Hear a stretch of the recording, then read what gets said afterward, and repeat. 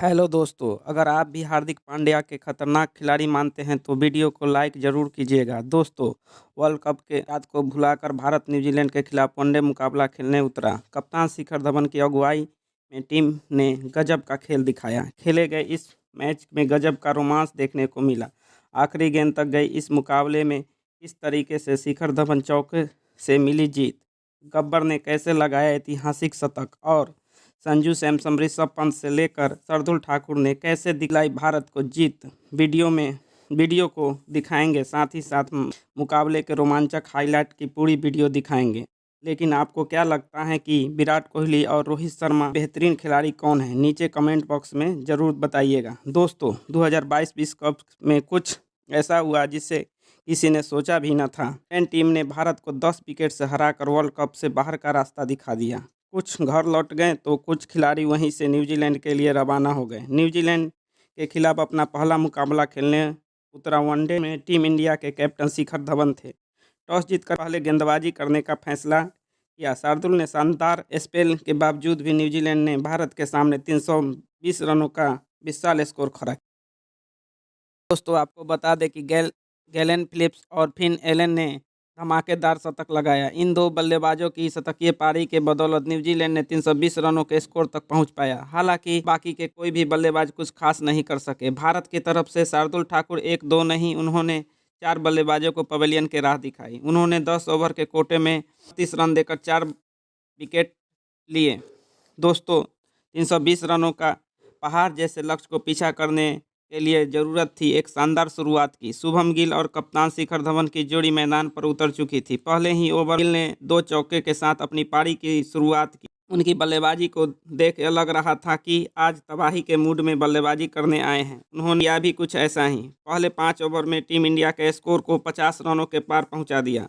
मुकाबला चल रहा था और लेकिन शुभम गिल T20 के मूड में बल्लेबाजी कर रहे थे। दूसरे तरफ शिखर धवन स्ट्रगल कर रहे थे, जो गब्बर को असहज महसूस कर रहे थे। तभी दूसरे छोर पर खतरनाक बल्लेबाजी कर रहे शुभम गिल को टीम के कैच आउट कर दिया और उन्हें पवेलियन की राह दिखा दी। उनके जगह बल्लेबाजी करने आए सूर्य कुमार यादव ने शिखर धवन के साथ मिलकर सूर्या ने भारतीय पारी को आगे की जिम्मेदारी अपने कंधों पर ली। लेकिन दोनों बल्लेबाजी ने टीम को देखते ही 100 रनों के पार पहुंचा दिया। भारत एक अच्छी स्थिति में लग रहा था, लेकिन तभी एक और झटका लगा और सूर्य कुमार यादव 110 रनों के स्कोर पर पवेलियन लौट गए।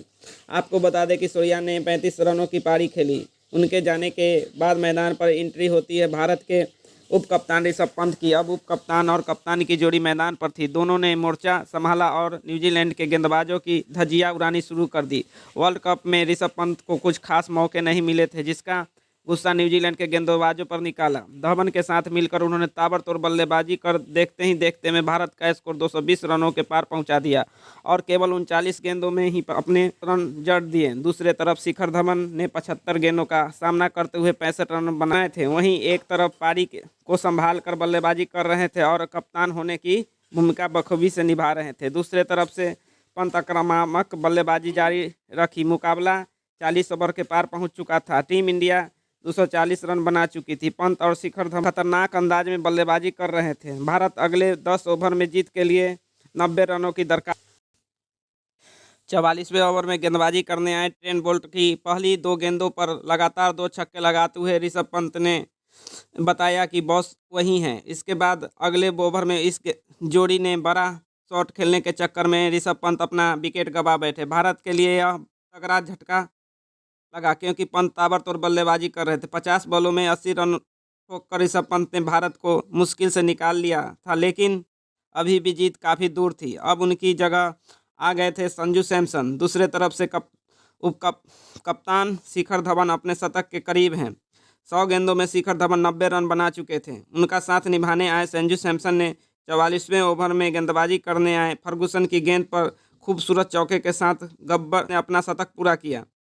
उन्होंने बता दिया कि उनमें कितना क्रिकेट बचा हुआ है। अब अगले 5 ओवर में भारत की जीत के लिए 50 रनों की दरकार थी। संजू और गब्बर की बल्लेबाजी को देखते हुए ऐसा लग रहा था कि भारत यह लक्ष्य आसानी से हासिल कर लेगी, लेकिन यह आसान नहीं होने वाला था। 48वें ओवर तक भारत केवल 285 रन बना पाया था। 2 ओवर में टीम इंडिया को जीत के लिए 35 रनों की दरकार थी। 49वें ओवर में गेंदबाजी करने आए टीम सऊदी की पहली संजू ने 2 छक्के लगाए और यह मुकाबला ही पलट दिया। संजू के बल्लेबाजी देख टीम सऊदी नर्वस हो गए। हालांकि अगली गेंद पर वापसी की और संजू को भी रन बनाने नहीं दिए और अगली गेंद पर संजू ने शानदार चौका लगाया और 4 गेंदों में 16 रन आ चुके थे और 5वीं गेंद पर बड़ा शॉट लगाने के चक्कर में बाउंड्री पर कैच आउट हो गए और मुकाबला एक बार फिर से फंस गया। केवल 13 गेंदों में 30 रन ठोककर धाकर बल्लेबाजी की थी। अब मैदान पर आ गए थे शार्दुल ठाकुर और लगाते हुए भारत को 300 रनों के तक पहुंचा दिया।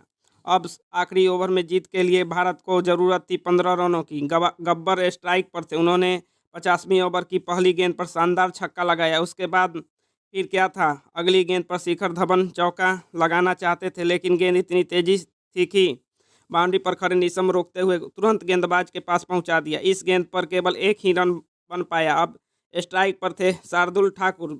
बोल्ट की तीसरी गेंद पर शानदार चौका लगाया। अब 3 गेंदों पर 6 रनों की दरकार थी। शार्दुल ने अगली गेंद पर 1 रन बनाए। अब जरूरत थी 2 गेंदों में 4 रन, लेकिन तीसरी गेंद पर 1 ही रन बना पाया। अब स्ट्राइक पर गब्बर थे। दर्शक की सांसें ऊपर नीचे हो रही थी कि अब क्या होगा, लेकिन शिखर धवन की चतुराई ने चौका लगा दिया। सांसें रोक देने वाली मैच में आखिरकार भारत के ही दोस्तों 18 नवंबर को भारत और न्यूजीलैंड के बीच ऐसा ही मैच हो सकता है। इस तरह के वीडियो पसंद आए तो चैनल को लाइक और सब्सक्राइब कर दीजिए।